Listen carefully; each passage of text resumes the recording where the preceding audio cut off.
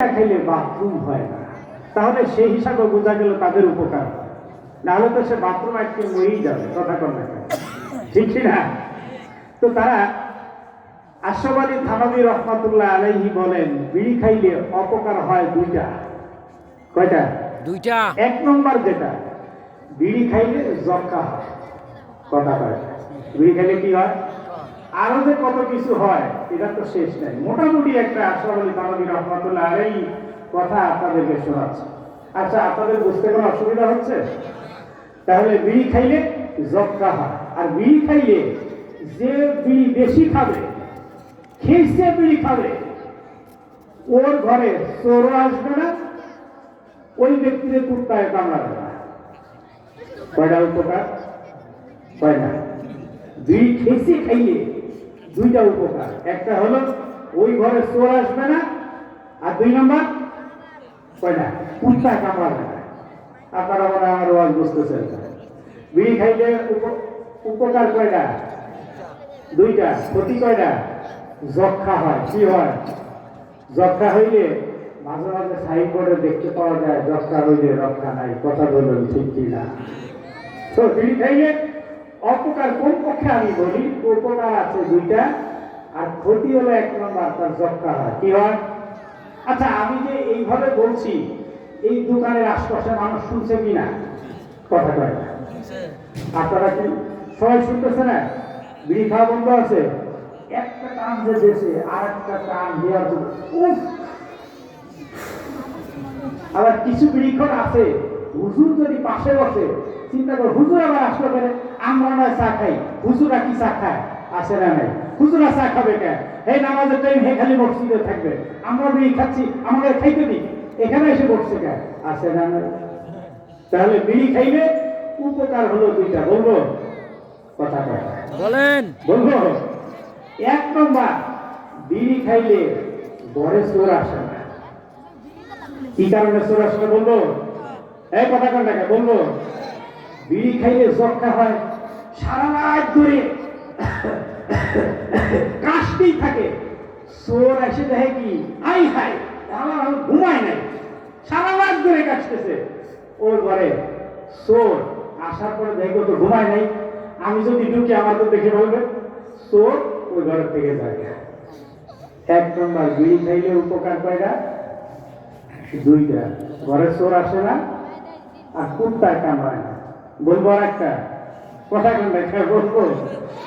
কুত্তায় কামড়ায় না এই কারণে আশরাফ আলী থানভী রহমাতুল্লাহ আলাইহি বলেন, কুত্তায় কামড়ায় না এই কারণে, যাদের টাকা আছে ওরা তো এখন বিড়ি খায় না, চিকুন চিকুন সিগারেট খায়।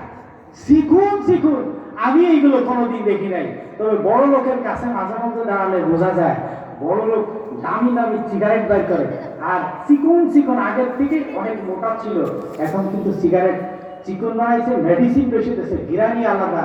বিবির কাছে গিয়ে বলে, বিবি কয় কি তুমি এখন যা মেডিসিন খাচ্ছ, তোমার কাছে খালি সেন্টের গিরান আছে না? কথা কন না কে?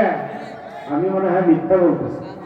এখন সিগারেট খাইলে গিরান কয়, কিন্তু সমস্যা আছে, দুই নম্বরে কুত্তায় কামড়ায় না। কারণ যক্কা যখন হয় তখন মাজায় শক্তি থাকে, মাজায় শক্তি না থাকার কারণে একদম বাঁকা হয়ে যায়। কথা বলেন, ঠিক কিনা? একদম বাঁকা যখন হয়ে যায় তখন বিবিরটা একটা লাঠি দাও। কি কয়? লাঠি দাও। লাঠি দেওয়ার পরে লাঠি নিয়ে যেখানে যায়, লাঠি ছাড়া কোনো চলা সম্ভব, কারণ ওই যক্ষায় সারাদিন কাশছে। একটা হলো মানুষের কাশির সমস্যা আছে, শ্বাসকষ্ট আছে, ঠান্ডা আছে, এটা তো ভিন্ন কথা, কিন্তু আমি যে বিড়ি খেয়েছে খাওয়ার কারণে আমার হয়েছে যক্ষা, এখন মাজায় বল পাই না, বল না পাওয়ার কারণে আমার হাতে বিবির একটা লাঠি ধরা যাচ্ছে। এখন লাঠি নিয়ে যাই, কুকুর যদি আমায় দেখে, যেই কুকুর মানুষ কামড়ায়, ওই কুকুরও যদি দেখে ওরে কামড়াবো, ও আল্লাহ, ওরে কামড়াতে গিয়ে দেখে ওর হাতে এইরকম একটা লাঠি, কুকুর দেখে ভয়ে পালায়। এই জন্য বিড়ি খাইলে কুকুরেও কামড়ায় না, আর ঘরে চোরও আসে না। এই জন্য আপনারা খেয়েছে খাবেন। রাজি আছে? যক্ষা হইলে, যাদের যক্ষা হয় তাদেরকে দেখেছেন? কথা বলেন না কেন? আমি একদম ঠান্ডা মাথায় আজকে কিছু কথা বলবো, আপনারা সবাই শুনবেন তো? সবাই শুনবেন? তো এখন আমার ওয়াজটা শুনলে ভালো লাগতে পারে, আল্লাহ তাআলা এই ওয়াজের মধ্যে আমাদের জন্য হেদায়েত দান করে, আমরা বলি আমিন। আমিন। তো এখন প্রিয় সুধী, এক এলাকায় ছিল যে আশরাফ আলী থানভী রহমতুল্লাহ আলাইহি বলেন, ওই এলাকায় বিবাহ করতে গেলে শাল লাগতো, শাল গায়ে দিয়ে বিবাহ করা লাগবে। কি গায়ে দিয়ে? এই কথা কন না, কি গায়ে দিয়ে? শাল লাগবে। সে এক বেটা বড় সড়ো হয়েছে, যুবক হয়েছে, কিন্তু শাল কেনার টাকা নেই। কি নাই? শাল কেনার টাকা নাই। তখন চিন্তা করছে যে শাল কেনার যেহেতু টাকা নাই, বিয়ে তো করাই লাগবে। একজনের কাছে শাল একটা ধার চেয়েছে। কি চাইছে? কত চেয়েছে? আমার একটা শাল দেন, আমি বিয়ে করবো। তো বেটা ভালো কথা, শাল দিয়েছে। দেওয়ার পরে এখন ওই বেটা মনে করছে যেহেতু শাল দিয়েছে, তোমার আমি একটু দাওয়াত দিয়ে দিই। জামাই আবার বলছে, ভাই আপনি যেহেতু শালটা আমাকে দিলেন, তো আপনি আমার সঙ্গে ভাত খাবেন, খানা খাবেন, আপনার টাকা পয়সা লাগবে না। এখন দাওয়াত যখন দিছে, দেওয়ার পরে এখন ওই যে বিবাহতে যখন গেছে, যাওয়ার পরে এখন বিবাহতে গেছে, এখন মানুষকে এসে জিজ্ঞেস করে জামাইকে, জামাইকে। তা এখন এই কথা যখন বলছে, তা ওই যে শাল দিয়েছে ওটা জামাই এলো, উনি শালটা আমার, জামাই হে শালটা আমার। এই কথা যখন বলছে, জামাই কি মাথা নষ্ট হয়েছে কিনা? জামাই কাছে তুমি এই কথা বলতে গেলে কে? যে জামাই উনি শাল আমার, তুমি শাল তোমার না, শাল তোমার না, এই কথা তুমি বলবা, শাল তোমার না। ভালো কথা। তা এখন ওই বেটা বলছে, ও আজকে আমি খারাপ করছি, জামাই আপনি শাল আমার, আমি তো হক কথাই বলছি, হক কথা বলছি। আর আপনার যদি সমস্যা হয়ে যায়, ঠিক আছে, আপনি যেহেতু আমার বলতেছেন যে শাল আমার না, ঠিক আছে আমি তাই বলবো। তো যাই হোক, জামাই যখন শিখাইতেছে, আপনি বলবেন শাল আপনার, আচ্ছা ঠিক আছে। আরেক দল আসছে, কেউ বিয়ে নাকি? বিয়ে। জামাই দিরা? তো জামাই হে শাল আমার না, শাল আমার না। এইভাবে যখন বলছে জামাই, আপনি এই কথা বলতে গেলেন কে? শাল আপনার না, এইটি বললেন কে? তো এইটাও আপনার গায়ে লেগে যায় যে শাল আমার না, আপনি শিখাই দিয়ে আওয়াজ করছি, এইটা আপনার গায়ে লেগে যায়। তো এইটা আপনি বলতে গেলেন কে? আচ্ছা ঠিক আছে, আমি বলবো না। আচ্ছা, এরপর আর এক দল আসছে, কেউ বিয়ে নাকি? তো বিয়ে। জামাই কিরা? জামাই হে শালের কথা আমি বলতে পারবো, শালের কথা আমি জানি না, একদম আমি বলতে পারবো।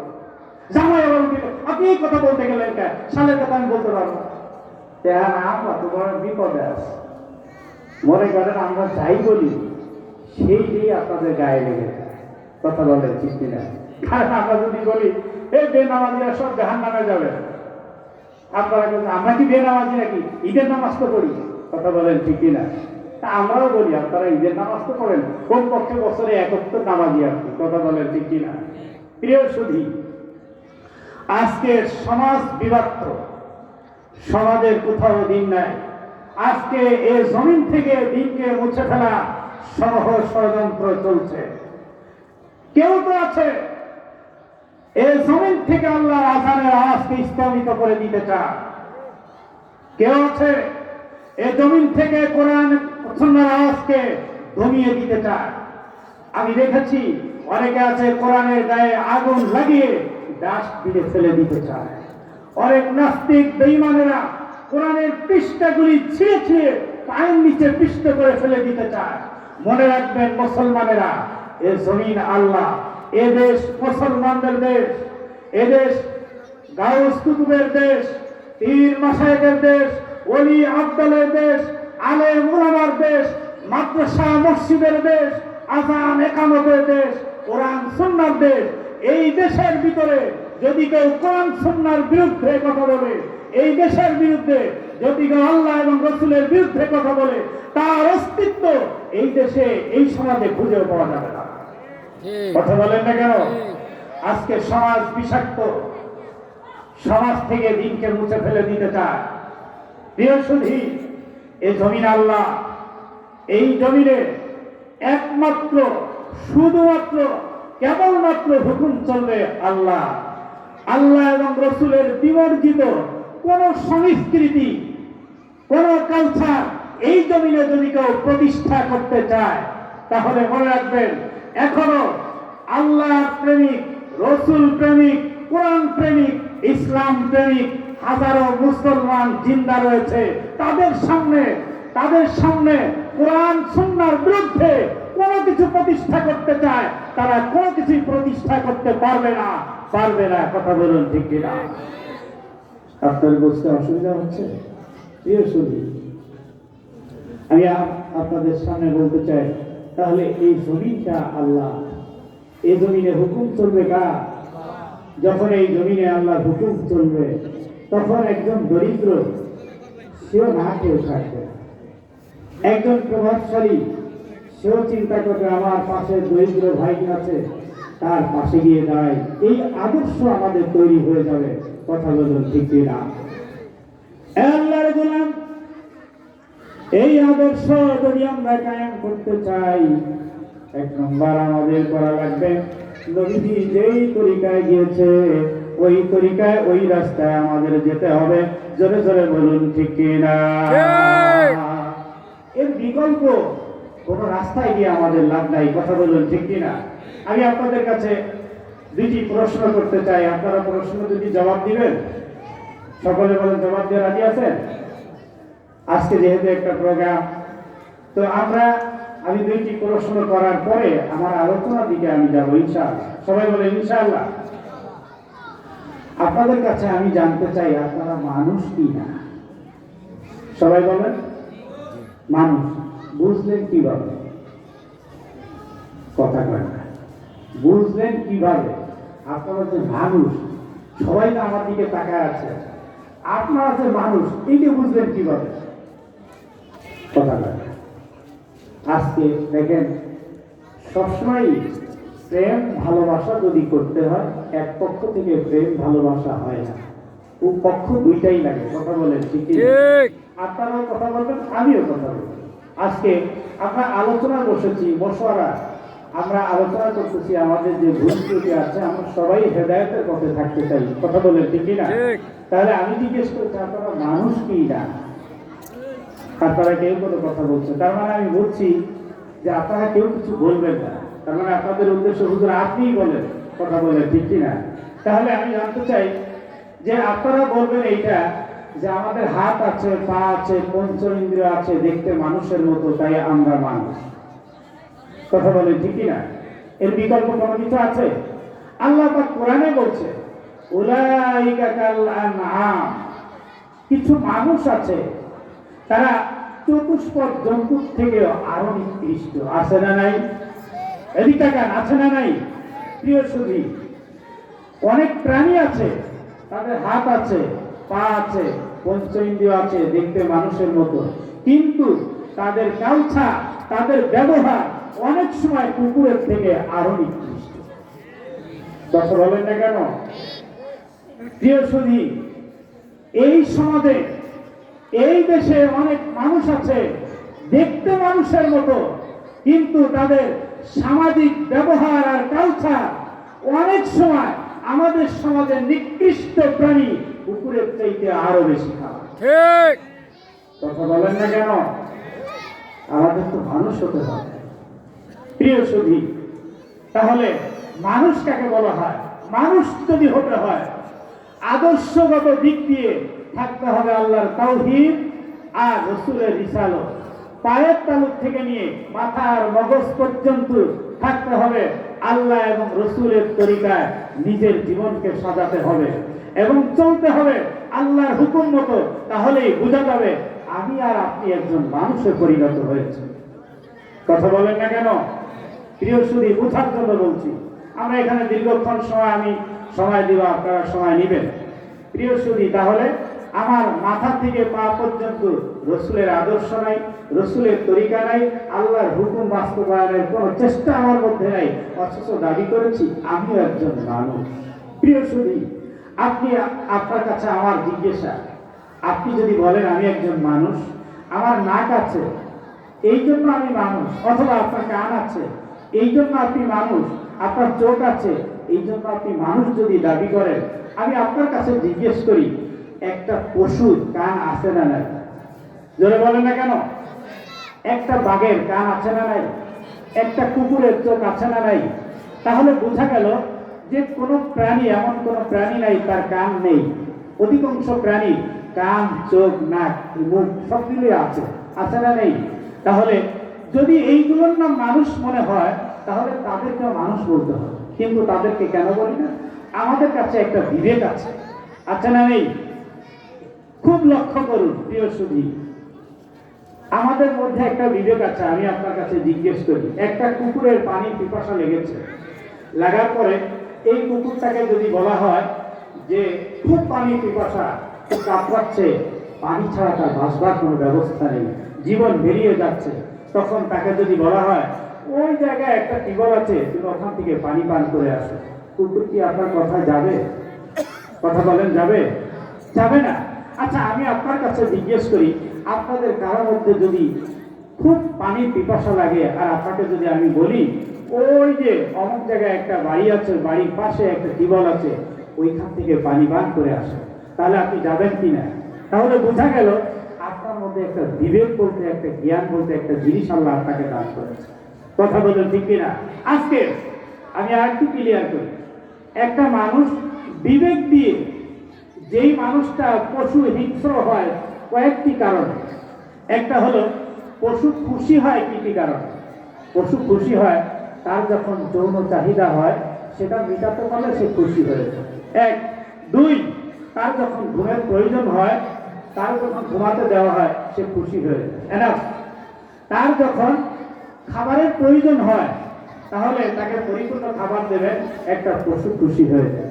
তো মানুষ যদি এমন মানুষ হয় যে তাকে ঘুমানোর সময় ঘুম দিলে খুশি হয়ে যায়, তার খাবারের সময় খাবার দিলে খুশি হয়ে যায়, তার যখন বিবাহের প্রয়োজন বিবাহ দিলে খুশি হয়ে যায়, তাহলে ওই হিংস্র প্রাণী আর মানুষের মধ্যে কোনো পার্থক্য আছে? কথা বলেন, আছে? কেন নাই? যে পশুটি তিনটে কাজে খুশি হয়ে যায়, তিন ধরনের জিনিস দিলে পশু খুশি, মানুষ যদি ওই রকম হয়, তিনটা জিনিস দিলে মানুষও খুশি হয়ে যায়, বোঝা গেল এই মানুষ আর পশুর মধ্যে কোনো পার্থক্য। তাহলে আমাদেরকে মানুষের মতো মানুষ হতে হবে। আর এই মানুষ যদি হতে হয়, রসুলের তরিকার বিকল্প কোনো পথ আছে? রসুলের কোনো সিদ্ধান্তের বাইরে যাওয়া যাবে না, রসুলের কোনো তরিকার বাইরে যাওয়া যাবে না। যতক্ষণ পর্যন্ত রসুলের তরিকায় থাকবো, ইনশাআল্লাহ আমি মানুষের মতো হয়ে বাঁচতে পারবো। আমরা বলি আমি। প্রিয় সুধী, আর একটি প্রশ্ন করি, যারা দূর থেকে আছেন, যারা শুনছেন, এরপর আমি আলোচনার দিকে যাবো ইনশাআল্লাহ। আপনাদের কাছে আর একটা জিজ্ঞেস করি, আপনারা মুসলমান কিনা? কথা বলেন। এই আলোচনাটা আমি করতেছি এই জন্য যে আপনাদের কিছু বুঝে আসবে কিনা ভালো জানেন কে। আমি আপনার কাছে জিজ্ঞেস করলাম, আপনারা মুসলমান কিনা? কিভাবে বুঝবেন আপনারা যে মুসলমান? এটা বুঝলেন কিভাবে? তার কথা আমি আপনাদেরকে বলি যে আমরা সকলেই জানি আমার বাবা মুসলমান ছিল। একটা জবাব, আমার বাবা মুসলমান ছিল, এই জন্য আমরা মুসলমান। কথা বলুন ঠিক কিনা? আর যারা বলেন। দুই, আমরা কালেমা জানি, কালেমা পড়ি, কালেমা বুঝি, কালেমার উপরে ঈমান এনেছি, এই জন্য আমরা মুসলমান দাবি করি। কথা বলেন না কেন? কোরআন জানলে, বুঝলে, পড়লেই মুসলমান হওয়া যায় না। অনেক হিন্দু, বৌদ্ধ, খ্রিস্টানরা আছে, কোরআন জানে, কোরআন পড়ে, কোরআন বোঝে, কিন্তু তারপরও তারা মুসলমান না। কথা বলো ঠিক কিনা? কেন? কোরআন জানলে, বুঝলে, পড়লেই মুসলমান হওয়া যায় না।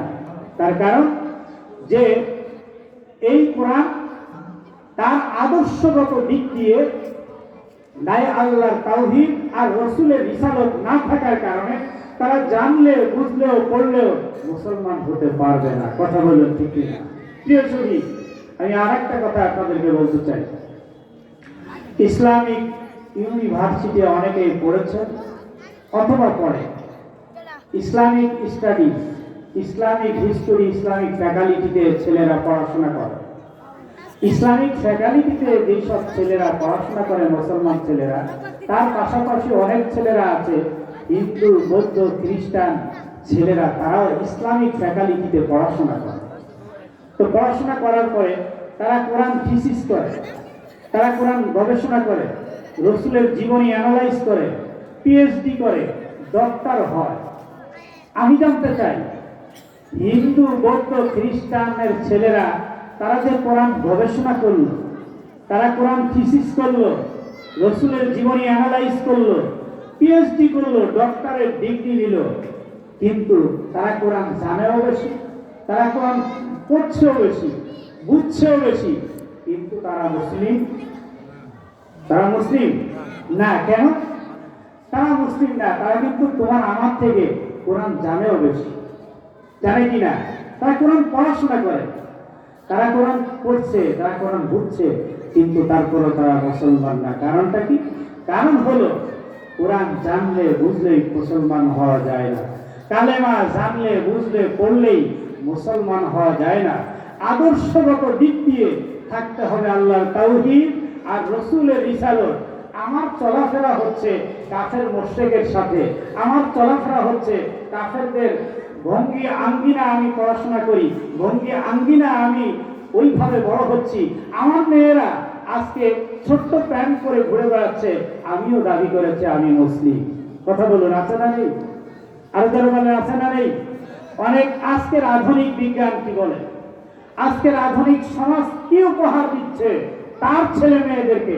আজকে রাসূল পাক সাল্লাল্লাহু আলাইহি ওয়াসাল্লাম তার নিজের জীবনীতে এমন কোন তার জীবন আদর্শের মধ্যে নেই একটা বেলা পরিপূর্ণভাবে তৃপ্তির সাথে জবের রুটি পেট ভরে খেয়েছেন।